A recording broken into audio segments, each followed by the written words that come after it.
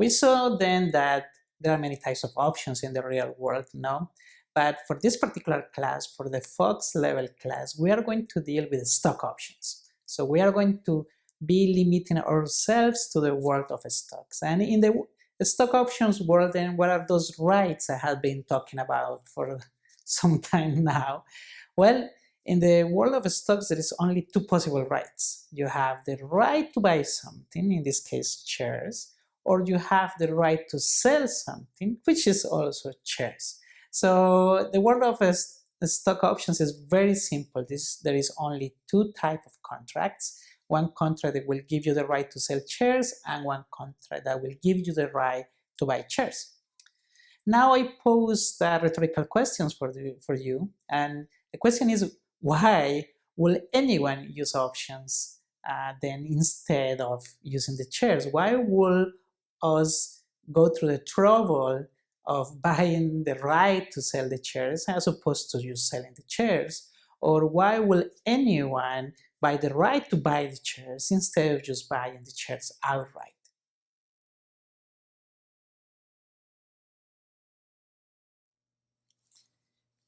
To best answer the rhetorical question is we should do a simple example of how to use stock options. For instance, imagine that instead of buying the stock right now, what happens to you is that you don't have any money right now to buy.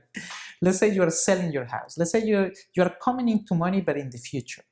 But you like the price of the stock right now. You really want to buy it at this price, but 3 months later. So, of course, you cannot do that with the stocks. You cannot tell someone, oh, you know what, sell me the stock in 3 months from now at the same price from now. That they'll be crazy to agree to that transaction. What you can do is you can buy an option that will give you the right to buy the stock at the price you want 3 months from now.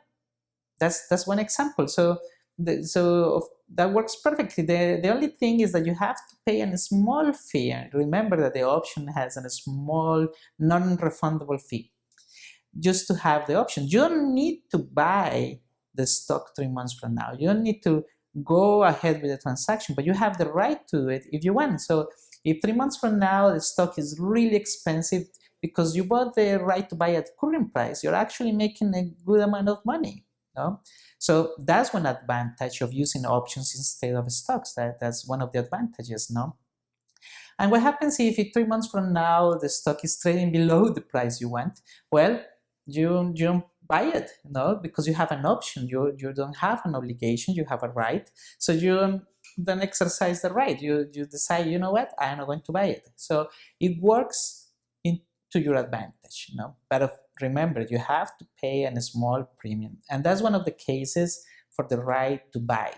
Now let's look about the right to sell when it is convenient for that. So, well, here is when we're talking about market risks. Here is how it works. So now let's imagine, for instance, that you are holding shares of Apple since 1999. No, you are sitting in tremendously fat gains on that stock, and you think that Apple can drop in the next couple months. So what you do is you buy the right to sell your shares at the price you want, whatever it is, maybe a high price, 3 months from now. So you have the right to sell it at that price, and you buy it, you purchase the option to that.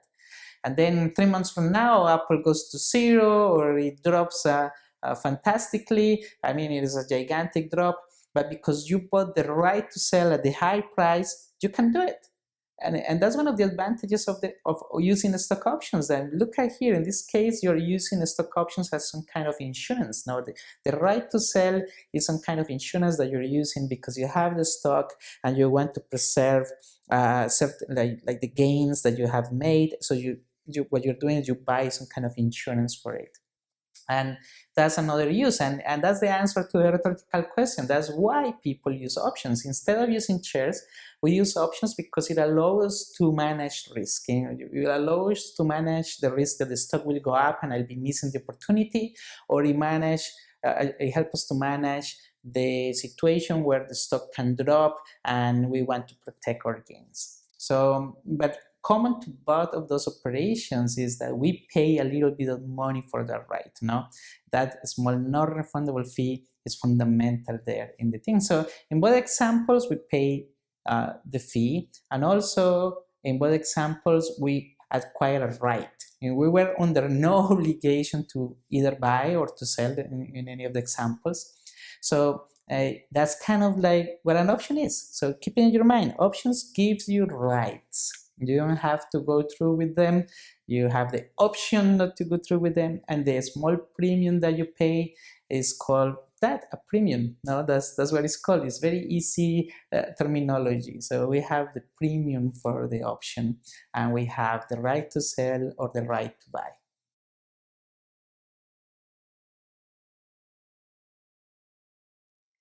So far, we have been talking about contracts because options are contracts. Now, the right to buy shares, the right to sell shares. Now we're going to move into the most important concepts in the option world. And to me, that's the type of option. So those two contracts have a terminology associated to them. The right to buy shares is called a call. It's an interesting thing there. A call option is basically a contract that gives you the option to buy shares. And the complementary side, the right to sell, is called a put option. So a put option, the contract gives you the right to sell shares. So just to recap, no, in the stock options world, we have calls and we have puts. Calls give you the right to buy shares, and puts give you the right to sell shares. So keep that in your mind. This is a knowledge that you have to memorize. You have to know it by heart. You have to keep it in your DNA from now on. And we are going to start enriching our vocabulary, in particular of trading vocabulary, and calls and puts are the first part of the new words we're learning in this class.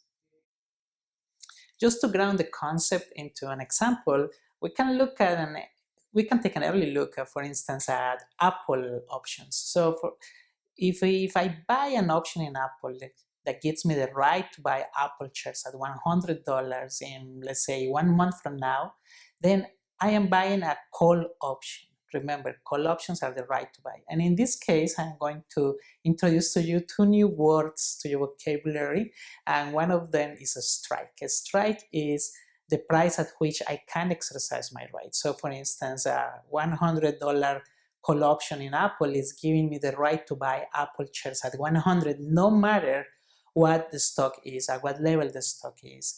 And for puts is the same thing. I could buy a contract, a put option contract that gives me the right to sell Apple at $200. So in this case, the strike is 200. It's the value at which I can exercise my right. And another component that is important, and even though I'm going to go over this in detail in a few minutes, but another very important component is the expiration date. Remember that the contracts are not infinite, they have a duration. So expiration day is when I buy for instance, the call for 100, the expiration day is, okay, this contract is valid until 30 days from now, 1 month from now. That's the expiration date.